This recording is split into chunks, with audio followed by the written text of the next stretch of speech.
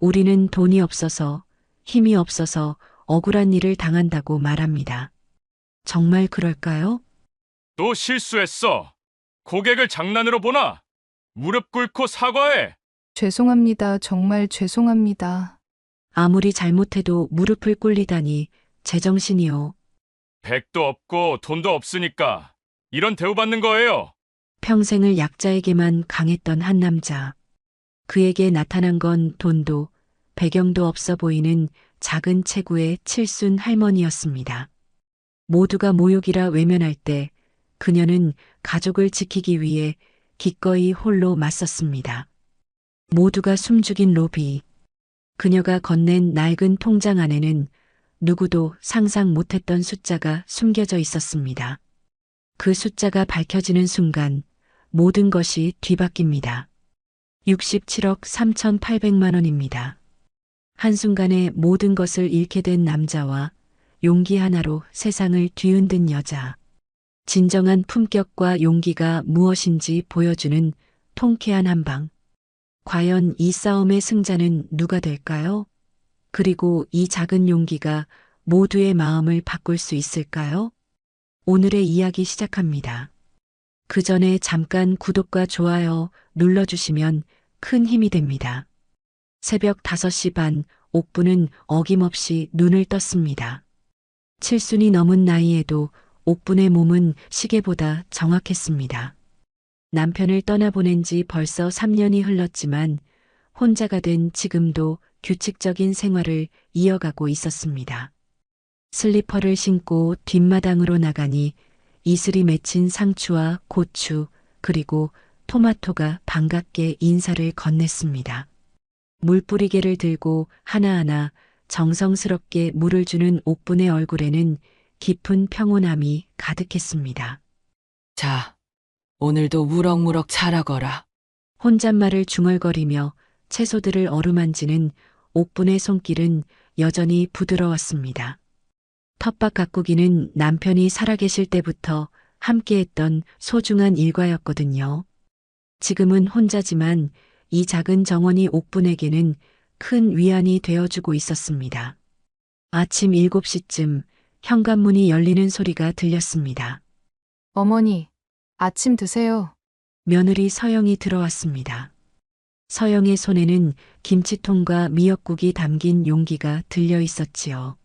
서영은 이른 출근 시간에도 불구하고 매일 아침 시어머니 집에 들러 반찬을 챙겨주는 효부였습니다. 결혼한 지 10년이 넘었지만 단 한 번도 거르지 않았어요. 고마워.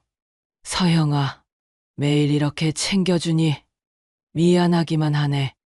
옥분이 서영의 손을 잡으며 말했습니다. 그런데 뭔가 이상했습니다. 평소 따뜻하고 부드럽던 서영의 손이 차갑게 떨리고 있었기 때문입니다. 그런데 얼굴이 왜 그래? 많이 피곤해 보이는데. 옥부는 며느리의 눈가에 드리워진 짙은 그늘을 놓치지 않았습니다. 평소 활기차고 밝던 서영의 모습과는 사뭇 달랐습니다. 마치 큰 걱정거리라도 있는 것 같았어요. 아, 요즘 은행 일이 좀 바빠서 그래요. 새로운 부장님이 워낙 까다로우셔서. 서영은 애써 웃으며 대답했지만 그 웃음 뒤에 숨겨진 고통을 옥부는 느낄 수 있었습니다. 서영은 평소 어떤 어려움이 있어도 시어머니 앞에서는 항상 밝은 모습만 보여주려고 노력했거든요. 그것이 오히려 옥분을 더욱 걱정스럽게 만들었습니다. 그래도 너무 무리하지는 마. 건강이 제일이야. 돈 버는 것도 중요하지만 몸이 상하면 안 되잖아. 네, 알겠어요, 어머니. 그럼 저 출근해야 해서요.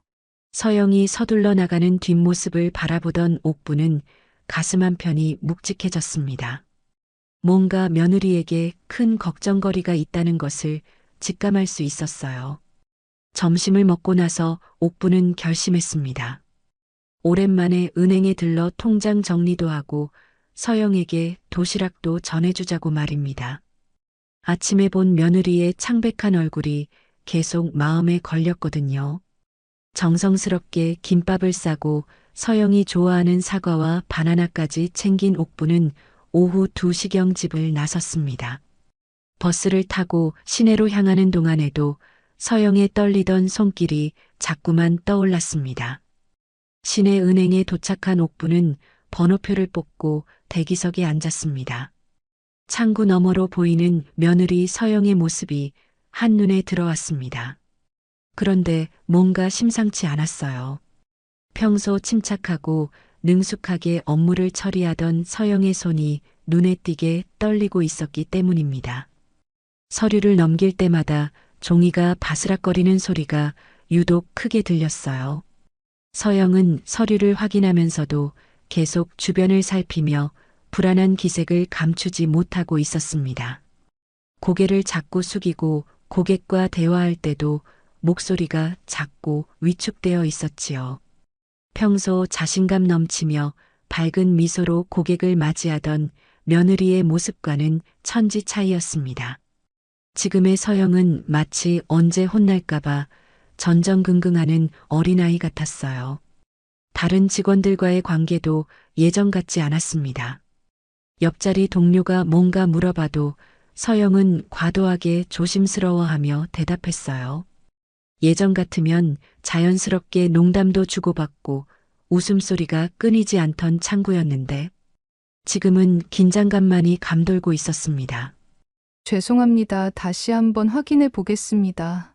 서영이 고객에게 사과하는 목소리가 들렸어요. 별것 아닌 일인데도 과도하게 긴장하며 몇 번씩 확인하고 또 확인하는 모습이었죠. 예전 같으면 침착하게 처리했을 간단한 업무인데 지금은 모든 것이 두렵고 어려운 일처럼 보였습니다. 계산기를 두드리는 손가락도 어색하게 움직였어요. 옥부는 며느리의 변화된 모습을 보며 가슴이 답답해졌습니다. 결혼 초기부터 지금까지 항상 씩씩하고 당당했던 서영이었는데 지금은 완전히 다른 사람이 되어버린 것 같았습니다. 아니, 이게 뭐야? 내 돈이 왜 이렇게 됐다는 거야? 갑자기 한 고객이 목소리를 높이며 화를 내기 시작했습니다. 50 중반쯤 되어 보이는 남성이었는데 얼굴이 빨갛게 달아오른 채 서영을 향해 소리를 지르고 있었어요. 주먹을 책상에 내리치며 분노를 표출했습니다. 서영의 얼굴이 순식간에 새하얗게 변했습니다. 손은 더욱 심하게 떨리기 시작했고 입술도 파르르 떨렸어요. 말도 제대로 나오지 않아 더듬거리기만 했습니다. 죄송합니다. 제가 다시 한번 확인해 보겠습니다. 서영의 목소리는 거의 울음이 섞여 있었습니다. 다른 고객들과 직원들의 시선이 모두 그쪽으로 집중되자 서영은 더욱 공황 상태에 빠져들었습니다.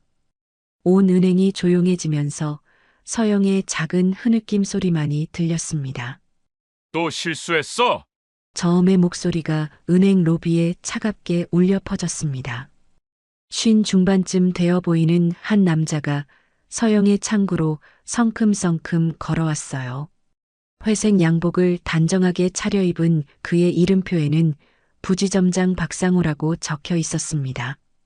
박상호는 걸어오는 것만으로도 주변 직원들이 긴장하게 만들었어요. 그의 얼굴에는 차가운 분노가 어려 있었고 눈매는 날카롭게 찢어져 있었죠. 박상호를 보자마자 서영은 더욱 움츠러들었고 고개를 푹 숙인 채 입술을 꽉 깨물었습니다. 몇 번을 말해야 정신을 차려. 고객을 장난으로 보나? 박상호는 고의로 목소리를 크게 내어 주변 모든 사람이 들을 수 있도록 했습니다. 은행 로비에 있던 다른 고객들과 직원들의 시선이 모두 서영에게 집중됐습니다. 부장님, 제가 다시 확인해 보겠습니다. 서영의 목소리는 떨렸고 눈가에는 벌써 눈물이 맺히기 시작했어요. 하지만 박상호는 전혀 봐주지 않았습니다. 확인은 무슨? 이미 고객에게 피해를 줬잖아. 이게 한두 번이야? 박상호는 서영 앞에 우뚝 서서 내려다보았어요. 그의 눈에는 사람을 짓밟는 잔혹함이 담겨 있었습니다. 마치 개미를 보듯 서영을 바라보는 시선이었어요. 다른 직원들도 이 광경을 지켜보고 있었지만 아무도 나서지 않았습니다. 오히려 자신들에게 불똥이 튈까봐 고개를 돌리거나 업무에만 집중하는 척했어요. 평소 서영과 친하게 지내던 동료조차 모른 척하며 자리를 피했습니다. 당신 때문에 우리 은행 이미지가 얼마나 손상되는지 알아? 매번 실수하고 사고치고 박상호의 목소리는 점점 더 커졌습니다. 은행 로비 전체에 그의 분노가 메아리 쳤어요. 고객들은 불편한 표정으로 상황을 지켜보았고 어린아이들은 무서워하며 엄마 뒤로 숨었습니다. 무릎 꿇고 사과해. 갑작스러운 명령에 은행 로비가 순식간에 정적에 휩싸였습니다. 서영이 믿을 수 없다는 표정으로 박상호를 바라보았어요. 눈이 커지고 입이 살짝 벌어진 채 말문이 막혔습니다. 못 들었나? 고객 앞에서 무릎 꿇고 사과하라고! 박상호는 더욱 큰 소리로 외쳤습니다. 몽둥이로 머리를 얻어맞은 듯한 충격이 서영의 얼굴에 스쳤습니다. 주변 고객들도 이런 상황을 본 적이 없어서 어쩔 줄 몰라 했어요. 서영이 떨리는 목소리로 항의해 보려 했지만 박상호는 단호하게 말을 끊어버렸습니다. 뭐가 너무해. 실수했으면 책임져야지. 빨리 안 해? 결국 서영은 떨리는 다리로 자리에서 일어났습니다. 온 은행의 시선이 집중된 가운데 그녀는 천천히 바닥에 무릎을 꿇었어요. 눈물이 뺨을 타고 흘러내렸고 어깨는 작게 떨리고 있었습니다. 평생 이런 굴욕을 당해본 적이 없던 서영에게는 견디기 어려운 순간이었어요. 아무리 잘못해도 무릎을 꿇리다니 제정신이요? 옥분이 대기석에서 벌떡 일어나며 외쳤습니다. 그동안 가만히 지켜보던 그녀의 눈에는 분노의 불꽃이 타오르고 있었어요. 칠순이 넘은 나이에도 그 목소리에는 젊은이 못지않은 기운이 실려 있었습니다. 작은 체구였지만 당당한 자세로 박상호를 노려보는 모습은 위압적이기까지 했어요. 은행 로비에 있던 모든 사람들이 옥분을 바라보았습니다. 무릎을 꿇고 있던 서영도 고개를 들어 시어머니를 보았어요. 눈물로 범벅이 된 얼굴에 놀라움과 안도감이 동시에 스쳤습니다. 할머니, 여기서 뭐 하세요? 가족이에요. 박상호가 비웃듯 말했습니다. 하지만 옥부는 전혀 물러서지 않았습니다. 오히려 한 걸음 더 앞으로 나아가 박상호와 정면으로 마주 섰습니다. 네, 제 며느리요. 사람이 실수를 했다고 이렇게 모욕을 주는 게 맞습니까? 옥분의 목소리는 떨리지 않았어요. 오히려 확고하고 단호했습니다. 주변 고객들도 이 작은 할머니의 용기에 감탄하며 상황을 지켜보았습니다. 실수라고요? 이게 한두 번입니까? 고객 갖고 장난치는 직원을 어떻게 놔둡니까? 박상호는 목소리를 더욱 높였어요. 하지만 옥분도 지지 않았습니다. 오히려 더욱 당당하게 맞섰죠. 그럼 제대로 교육을 시키시든지 아니면 대화로 해결하시든지 해야죠. 사람을 무릎 꿇리는 게 교육입니까? 이게 사람 대접하는 겁니까? 옥분의 말에 주변 고객들이 고개를 끄덕이기 시작했습니다. 누군가는 맞는 말씀이다라고 중얼거렸고 다른 사람들도 동조하는 분위기였습니다. 박상호는 이런 상황이 불리하다는 것을 느꼈는지 더욱 공격적으로 나왔습니다. 백도 없고 돈도 없으니까 이런 대우받는 거예요. 여기가 어디인 줄 알고 큰 소리 쳐요. 이 말에 옥분의 얼굴이 붉어졌습니다. 가족을 모욕하는 말을 들을 수는 없었거든요. 백도 없고 돈도 없다고요? 그런 식으로 사람을 판단하시는 겁니까? 돈이 있으면 사람을 무릎 꿇려도 되고 없으면 개처럼 굽실거려야 하는 겁니까? 옥분의 목소리에 분노가 섞였습니다. 주변 고객들도 박상호의 말에 눈살을 찌푸렸습니다. 아이를 데리고 온 젊은 엄마는 저런 사람이 은행 부장이라니라며 혀를 차기도 했어요. 보안팀 불러요. 그리고 이 직원 당장 해고 조치하세요. 박상호가 손을 들어보안 요원을 부르자 상황은 걷잡을 수 없이 악화되기 시작했습니다. 서영은 더욱 오열했고 다른 고객들도 웅성거리기 시작했습니다. 몇몇 사람들은 휴대폰을 꺼내 상황을 촬영하기 시작했어요. 해고요? 우리 며느리가 뭘 잘못했다고 해고를 해요? 옥부는 박상호 앞으로 성큼 다가갔습니다. 나이 차이에도 불구하고 전혀 기죽지 않는 모습이었어요. 당신 같은 사람 때문에 얼마나 많은 직장인들이 고통받는지 아세요? 권력으로 사람을 짓밟는 게 그렇게 재미있으세요? 옥분의 말 한마디 한마디가 박상호의 가슴에 비수처럼 박혔습니다. 하지만 그는 더욱 고집을 부렸습니다. 옥분은 잠시 숨을 고르며 박상호를 똑똑히 바라봤습니다.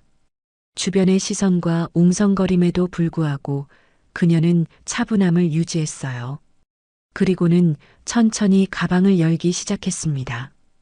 가방 깊숙한 곳에서 낡은 가죽 케이스를 꺼내 들었습니다. 그 케이스 안에는 남편이 생전에 옥분에게만 알려준 비밀 통장이 들어 있었어요. 갈색빛이 바랜 오래된 통장이었지만 그 안에는 남편과 함께 평생에 걸쳐 조금씩 모아온 돈이 고스란히 들어 있었죠. 남편이 젊은 시절 작은 사업으로 벌어놓은 돈과 두 사람이 평생 절약하며 모은 돈이 세월과 함께 불어난 것이었습니다. 어머니, 무슨 일이세요?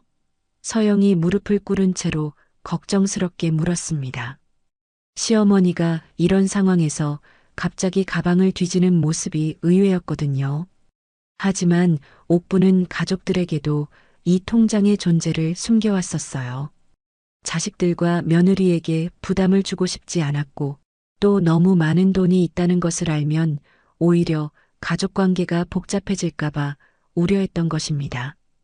남편도 생전에 이 돈은 정말 어려울 때만 써야 한다고 당부했었죠. 잔액 좀 확인해 주시오. 옥분이 창구 직원에게 통장을 내밀며 담담히 말했습니다. 직원은 어리둥절한 표정으로 통장을 받아들였어요.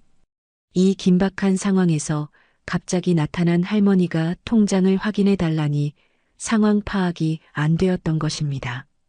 지금 이런 상황에서 뭘 하자는 거예요? 박상우가 짜증스럽게 말했지만 옥부는 전혀 흔들리지 않았습니다. 오히려 더욱 당당한 자세로 서 있었어요. 기계에 통장을 넣자 프린터가 돌아가는 소리가 들렸습니다. 잠시 후 직원의 얼굴이 순식간에 굳어졌어요. 눈을 크게 뜨고 모니터를 다시 한 번, 두 번, 세 번 확인하더니 손이 미세하게 떨리기 시작했습니다. 어머님, 잠깐만요. 직원이 당황하며 상급자를 부르려고 하자 옥분이 차분하게 말했어요. 괜찮으니까 그냥 큰 소리로 읽어주세요. 여기 계신 모든 분들이 들을 수 있게. 은행 로비의 모든 사람들이 숨을 죽이고 지켜봤습니다. 박상호도 뭔가 이상함을 느꼈는지 미간을 찌푸렸어요. 서영은 여전히 무릎을 꿇은 채로 상황을 지켜보고 있었고 다른 고객들도 호기심 어린 눈으로 바라봤습니다. 직원은 떨리는 목소리로 다시 한번 모니터를 확인했어요. 숫자가 너무 많아서 제대로 읽기도 어려웠습니다. 평생 은행에서 일하면서도 이렇게 큰 금액은 처음 봤거든요. 정확히 얼마인지 말씀해 주시오. 옥분이 다시 한번 차분히 요청했습니다. 주변 사람들의 시선이 모두 직원에게 집중됐어요. 박상호조차 궁금한 표정으로 바라보고 있었습니다. 직원은 심호흡을 한번 크게 하고는 떨리는 목소리로 말하기 시작했어요.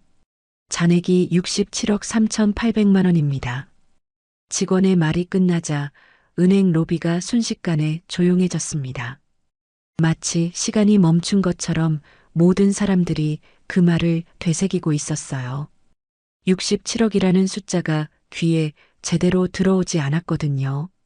아이를 데리고 온 젊은 엄마는 입을 다물지 못했고 옆에 서 있던 대학생은 휴대폰을 떨어뜨릴 뻔했어요. 박상호의 얼굴이 하얗게 질렸습니다. 방금 전까지 거드름을 피우며 백도 없고 돈도 없다고 모욕했던 그의 표정에서 오만함이 순식간에 사라져버렸습니다. 대신 당황스러움과 공포가 가득 찼어요. 입을 벌린 채로 옥분을 바라보는 모습이 우스꽝스럽기까지 했죠. 뭐라고요? 67억? 박상우가 떨리는 목소리로 다시 물었지만 직원은 더욱 확실하게 말했습니다. 네. 67억 3,800만 원이 정확합니다. 부지점장님, 다른 창구 직원들도 하나둘씩 상황을 파악하고는 놀란 표정을 지었어요. 평생 은행에서 일하며 이런 거액을 본 적이 없었거든요. 고객들 사이에서도 웅성거림이 시작됐습니다. 어머, 진짜 67억이래요.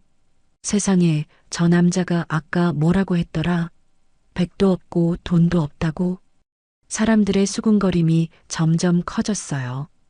누군가는 휴대폰을 꺼내 녹화를 시작했고 다른 사람들은 서로 놀란 표정으로 이야기를 나누기 시작했습니다. 옥부는 여전히 차분한 표정으로 말했어요. 전액 해제하겠습니다. 어머님, 잠깐만요. 직원이 급하게 말을 막으려 했지만 옥부는 단호했습니다. 사람을 무릎 꿇리는 은행은 더 이상 믿을 수 없거든요. 다른 은행으로 옮기겠습니다. 이 말에 박상호의 얼굴이 더욱 창백해졌습니다. 67억이라는 거액이 빠져나간다는 것은 은행으로서는 엄청난 손실이었어요. 더군다나 이런 상황에서 고객이 떠난다면 은행의 이미지에도 치명적인 타격이 될 것이 분명했습니다. 어머님, 오해가 있었던 것 같은데. 박상우가 급하게 옥분에게 다가서려 했지만 옥분은 손을 들어 제지했습니다. 오해라고요? 방금까지 제 며느리를 무릎 꿇려 놓고 오해라고 하세요? 백도 없고 돈도 없다고 모욕하더니 이제 와서 오해라고요? 옥분의 목소리에는 분노가 가득했습니다. 그동안 참고 있던 감정이 터져 나오는 것 같았어요. 다른 고객들이 하나둘씩 박수를 치기 시작했습니다. 처음에는 한두 명이었지만 점점 더 많은 사람들이 박수에 동참했어요. 잘했어요. 사람을 그렇게 대하면 안 되죠. 고객들의 응원이 쏟아졌습니다. 누군가는 갑질하는 놈들 혼내주세요. 라고 외쳤고 다른 사람들도 동조하며 옥분을 지지했습니다. 박상호는 이제 완전히 공황 상태가 되어 어쩔 줄 몰라 했습니다. 은행의 최고 VIP 고객 중 한 명이었던 옥분을 모르고 모욕한 것입니다. 이 상황이 외부로 알려진다면 그의 직장 생활은 끝장날 것이 분명했어요. 부장, 무릎 꿇어라. 은행 로비 뒤편에서 한 고객이 큰 소리로 외치자 마치 도미노처럼 다른 사람들도 일제히 동조했습니다. 맞아. 사과해. 당신이 시킨 대로 해봐. 사람 대접은 받고 살아야지. 은행 로비 전체가 옥분과 서영을 지지하는 분위기로 완전히 바뀌었습니다. 스마트폰으로 상황을 녹화하던 사람들은 라이브 방송까지 시작했고 댓글들이 실시간으로 올라오기 시작했어요. 갑질 부장, 할머니 짱, 통쾌하다 같은 댓글들이 화면을 가득 채웠습니다. 박상호는 사방에서 쏟아지는 시선과 야유에 완전히 움츠러들었습니다. 평소 직원들을 억압하며 보여주던 그 위풍당당함은 온데간데 없이 사라져버렸어요. 이마에는 식은땀이 흐르기 시작했고 손도 떨리기 시작했습니다. 어머님, 정말 죄송합니다. 제가 완전히 잘못했습니다. 박상우가 떨리는 목소리로 사과했지만 고객들은 전혀 만족하지 않았습니다. 말로만 사과하지 말고 무릎 꿇고 해. 그 직원한테 시킨 대로 하라고. 똑같이 당해봐야 정신 차리지. 고객들의 목소리가 점점 커졌습니다. 심지어 평소 조용했던 노인분들까지 맞는 소리다라며 고개를 끄덕였습니다. 이런 갑질을 당해본 경험이 있는 사람들이 대부분이었거든요. 박상호는 주변을 둘러보며 도움을 요청하는 눈빛을 보냈지만 다른 직원들조차 그를 외면했습니다. 평소 박상호의 횡포에 시달렸던 직원들은 오히려 이 상황을 즐기는 것 같았어요. 빨리 무릎 꿇어. 67억 고객한테 사과해. 결국 박상호는 더 이상 버틸 수 없었습니다. 온 은행의 시선이 집중된 가운데 그는 천천히 바닥에 무릎을 꿇었어요. 평생 다른 사람들 위해 군림하며 살아온 그에게는 견디기 어려운 굴욕이었습니다. 정말 죄송합니다. 박상호의 목소리는 거의 들리지 않을 정도로 작았어요. 고개를 푹 숙인 채 떨리는 손으로 바닥을 짚고 있었습니다. 더 크게 제대로 사과해. 아까 그 며느리한테 한 것처럼 똑똑히 해. 고객들은 여전히 만족하지 않았습니다. 박상호는 할 수 없이 고개를 들어 서영을 바라보며 눈물을 흘리면서 사과했습니다. 서영 대리님, 정말 죄송합니다. 제가 완전히 잘못했습니다. 용서해 주세요. 서영은 시어머니의 도움으로 일어나 옥분에게 달려왔습니다. 옥분의 품에 안긴 서영은 오열하며 말했어요. 어머니 덕분에 살았어요. 정말 고마워요. 서영의 목소리는 감격과 안도감으로 떨렸습니다. 그동안 참아왔던 모든 스트레스와 굴욕감이 한꺼번에 터져나왔어요. 온 은행 로비는 박수와 환호로 가득 찼습니다. 사람들은 옥분의 용기에 감동했고 갑질하는 상사에게 통쾌한 한 방을 날린 것에 대해 열렬한 박수갈채를 보냈습니다. 할머니 최고. 이런 게 진짜 어른이지. 권력으로 사람 괴롭히는 놈들 다 이렇게 되어야 해. 박상호는 여전히 무릎을 꿇은 채로 고개를 들지 못하고 있었어요. 이 순간이 평생 잊을 수 없는 치욕의 기억으로 남을 것이 분명했습니다. 며칠 후 새로 부임한 지점장이 직접 옥분의 집을 찾아왔습니다. 정중한 자세로 현관문 앞에서 깊숙이 고개를 숙이며 진심 어린 사과를 드렸어요. 그의 이름은 김지훈 지점장이었는데 본점에서 이 사태를 수습하기 위해 급파된 인물이었습니다. 이번 일로 정말 많은 상처를 드렸을 텐데 진심으로 사과드립니다. 저희 은행이 고객님께 이런 무례를 범한 것에 대해 변명의 여지가 없습니다. 김지훈 지점장은 옥분 앞에서 허리를 구부린 채로 오랫동안 고개를 숙였어요. 그의 진실한 모습에 옥분도 마음이 누그러졌습니다. 일어나세요. 당신 잘못은 아니잖아요. 아닙니다. 저희 은행에서 일어난 일이니 제가 책임져야 합니다. 앞으로는 절대 이런 일이 일어나지 않도록 직원 교육과 시스템을 완전히 개편하겠습니다. 김지훈 지점장의 말에는 진정성이 담겨 있었습니다. 그는 단순히 형식적인 사과가 아니라 진심으로 반성하고 있었어요. 한편 박상호는 그 다음날 즉시 해고 조치됐습니다. 온라인에 퍼진 영상과 여론의 압박, 그리고 은행 본점의 결정이었어요. 수십 년간 쌓아온 경력이 하루아침에 무너져버린 것입니다. 그동안 그가 괴롭혔던 많은 직원들이 제보한 갑질 사례들도 줄줄이 드러났고 복직은 영원히 불가능해졌습니다. 서영은 본점 감사팀으로 특별 발령을 받았습니다. 그동안 억눌려 있던 서영의 실력과 성실함이 제대로 평가받을 기회를 얻게 된 것이죠. 새로운 부서에서 서영은 다시 예전의 밝고 자신감 넘치는 모습을 되찾았어요. 어머니, 정말 감사해요. 어머니가 아니었다면 저는 계속 그런 굴욕 속에서 살았을 거예요. 서영이 옥분의 손을 잡고 눈물을 흘렸습니다. 새 직장에서의 첫 월급을 받은 날이었어요. 고마워할 것 없어. 당연한 일을 한 것뿐이야. 옥분은 평소처럼 뒷마당에서 손자 민준이와 함께 텃밭을 가꾸고 있었습니다.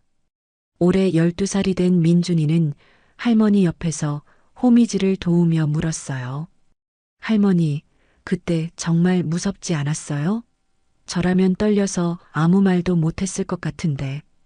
옥부는 손자의 머리를 쓰다듬으며 따뜻하게 웃었습니다. 주름진 얼굴에 온화한 미소가 번졌어요. 무서웠지, 민준아. 할머니도 사람인데 어떻게 안 무서웠겠니? 근데 왜 용기를 냈어요? 민준이의 순수한 질문에 옥부는 잠시 생각에 잠겼습니다. 그녀의 눈에 남편과 함께 심었던 작은 모종들이 무럭무럭 자라는 모습이 들어왔습니다. 작은 씨앗 하나가 가진 잠재력을 믿고 정성껏 물을 주었던 것처럼 서영의 내면에 숨겨진 단단한 용기를 믿어주었기에 가능했던 일이었어요. 돈이 우리를 지켜준 게 아니야. 용기가 우리를 지킨 거란다. 옥분의 목소리는 조용했지만 단단한 확신이 담겨 있었습니다. 용기요? 어떤 용기요? 민준이가 다시 물었어요. 그래. 잘못된 것을 잘못됐다고 말할 수 있는 용기. 약한 사람을 보호할 수 있는 용기 말이야. 민준이는 할머니의 말을 곱씹으며 고개를 끄덕였습니다. 저녁 식사 시간, 온 가족이 함께 모여 앉았습니다. 서영은 예전의 밝은 모습을 완전히 되찾았고 아들 민준이도 엄마의 환한 웃음을 보며 행복해했어요. 서영의 남편 재호도 아내가 다시 생기를 찾은 모습에 안도의 한숨을 쉬었습니다. 어머니 정말 대단하세요. 저도 어머니처럼 용기 있는 사람이 되고 싶어요. 재호가 어머니를 바라보며 진심으로 말했습니다. 창밖으로는 따뜻한 석양이 지고 있었고 식탁에는 가족들의 웃음소리가 끊이지 않았습니다. 평범했지만 소중한 일상이 다시 시작된 것입니다.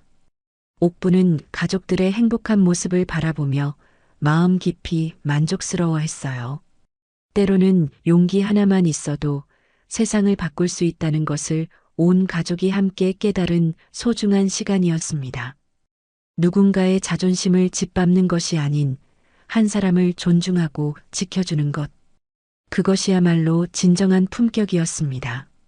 그리고 그 품격은 옥분의 손에 든 통장 잔액이 아닌 그녀의 마음속에 담긴 따뜻한 사랑과 용기에서 나온 것이었죠.